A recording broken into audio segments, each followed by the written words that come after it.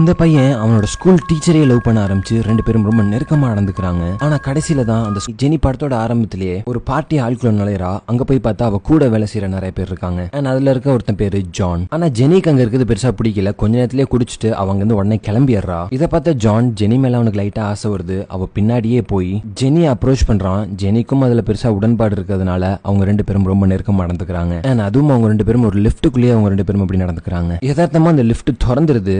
Mat அப்படின்ற ஒரு பையன் கவனிச்சிடறான். அடுத்த நாள் ஜெனி வழக்கம் போல அவளோட வேலைக்கு போறா. ஆனா அவ எதிர்பார்த்த வேலையை அந்த எடிட்டர் நம்ம முடிக்கல. ஆக்சுவலா ஜெனி ஒரு சிங்கர் சாங் ரைட்டர். அவ பாட்டு பண்ணி தரணும்னு சொல்லி ஒரு குரூப் கேட்டிருக்காங்க. ஆனா அவ இன்னும் பண்ணாம இருக்கா. அதுக்கேத்த ப்ராப்பரான ஐடியாவும் அவளுக்கு இன்னும் கிடைக்கல. அதுக்கப்புறம் ஜெனி எல்லாத்தையும் சொல்லிட்டு வீட்டுக்கு போறப்ப அங்க அவ நேத்து பார்த்த மேட் இன்னைக்கு இன்னொரு பொண்ணோட இருக்கான். ஆக்சுவலா அந்த பொண்ணு தான் அவனோட உண்மையான கேர்ள் ஃபிரெண்ட். ஜெனி அதை பார்த்துட்டு ஒன்னும் பெருசா எடுத்துக்கல. அதுக்கப்புறமா அவ லிப்டுக்கு போக மேட்டும் யதார்த்தமா அங்க வரான். அவங்க ரெண்டு பேரும் அந்த லிப்ட்ல போயிட்டு இருக்கிறப்ப ஜெனிக்கு லைட்டா மேட் மேல இன்ட்ரெஸ்ட் வருது. அடுத்த நாள் கூட மேட் ஸ்கூல்ல இருக்கிறப்ப ஜெனியை பத்தியே நினைச்சுக்கிட்டு இருக்கான்.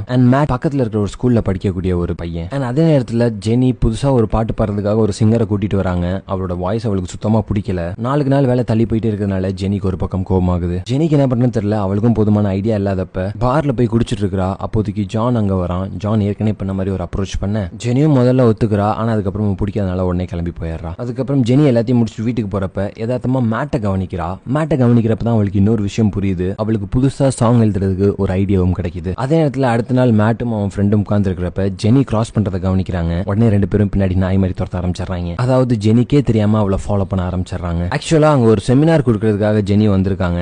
அவ பியானோவை பத்தி ஒரு கிளாஸ் எடுத்துட்டு இருக்கிறப்ப நம்ம பையன் மேட்டுக்கு வந்து அதை கவனிக்காம ஜெனியவே விடாம மேலையும் கிளியும் பார்த்து சைட் அடிச்சிட்டு இருக்கான். ஒரு கட்டத்தில் அவனாலே கட்டுப்படுத்த முடியாம வேகமா பாத்ரூம் வந்துச்சு ஓடியாரான். அடுத்த நாள் எப்படியாச்சும் ஜெனிட்ட பேசிடணும்னு சொல்லி மேட்டும் மேட்டோட ஃப்ரெண்டும் மேம் நீங்க எங்களுக்கு பியானோ சொல்லி தரீங்களா அப்படின்ற மாதிரி சொல்லித்தர மாதிரி கேட்கறாங்க. ஜெனியும் அதை நம்பி அவளோட நம்பர் அவங்கள்ட்ட கொடுக்குறா. அன்னைக்கு நைட் மேட் ஜெனிக்கு போன் அடிக்க நீ உடனே கிளம்பி என் வீட்டுக்கு வா அப்படி மாதிரி ஜெனி சொன்னோன்னு மேட்டும் வேகமா போயிடுறான். அங்க போய் அவளுக்கு பியானோ சொல்லி தர ஆரம்பிக்கிறா. ஆனா மேட் வாசிச்சுட்டு இருக்கிறப்ப ஜெனி ஒரு மாதிரி தொட்டு தொட்டு பேச மேட்டுக்கு ஒரு மாதிரி ஆயிருது. அவனுக்கு என்ன பண்றதுன்னு தெரியாம அவங்க வந்து ஓடிடுறான். மேட்டை பார்க்க அதே நேரத்துல ஜெனிக்கும் நிறைய ஐடியாஸ் கிடைக்க ஆரம்பிக்குது. அண்ட் மேட் சில விஷயங்கள் அவன் ரூம்ல பண்ணிட்டு அன்னைக்கு நைட் தூங்கிடுறான். அடுத்த நாள் திரும்ப ஜெனி அதே மாதிரி பியானோ கிளாஸ் நடத்த கூப்பிட இந்த தடவை மேட்டால கட்டுப்படுத்த முடியல. உடனே அவன் போய் ஜெனியை கட்டி பிடித்து நான் அவங்கள்ட்ட நெருக்கமா நடந்துக்கணும் அப்படின்ற மாதிரி சொல்றான். அவளுக்கும் அதுல ஒரு மாதிரி வெக்கம் வருது. இருந்தாலும் இப்ப நம்ம பண்ணக்கூடாது, பொறுமையா தான் தள்ளி வச்சு பண்ணணும் அப்படின்ற மாதிரி அவங்க ரெண்டு பேரும் தள்ளி வச்சிடறாங்க. அதுக்கப்புறம் ஜெனி மேட்டுக்கு நிறைய விஷயங்கள் சொல்லியும் தரா. அடுத்த நாள் அவங்க ரெண்டு பேரும் மியூசியம் போறாங்க. அப்போதைக்கு அவங்க ரெண்டு பேரும் ரொம்ப ரொம்ப இன்டிமேட்டா ஃபீல் பண்ண பக்கத்துல உள்ள ரூம்ல போய் அவங்க ரெண்டு பேரும் ரொம்ப நெருக்கமா நடந்துக்கிறாங்க.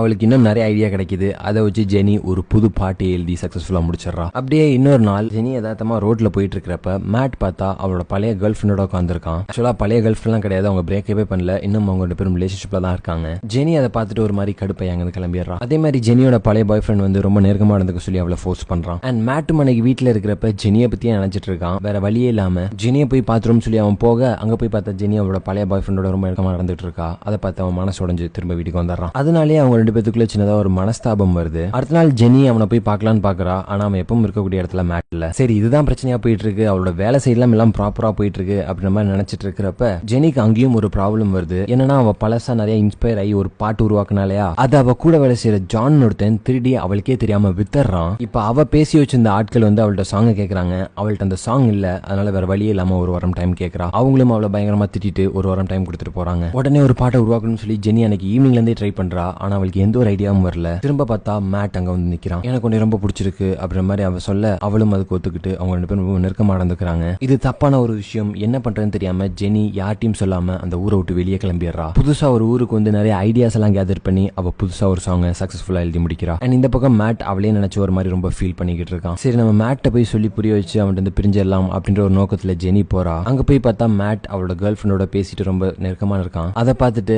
அவ தான் உனக்கு கரெக்டான ஆள் அப்படின்ற மாதிரி நினைச்சிட்டு ஜெனி சந்தோஷமா அங்க இருந்து கிளம்பிடுறா. அண்ட் அதோட அந்த படம் முடியுது. அவ்வளவுதான் கைஸ். கண்டிப்பா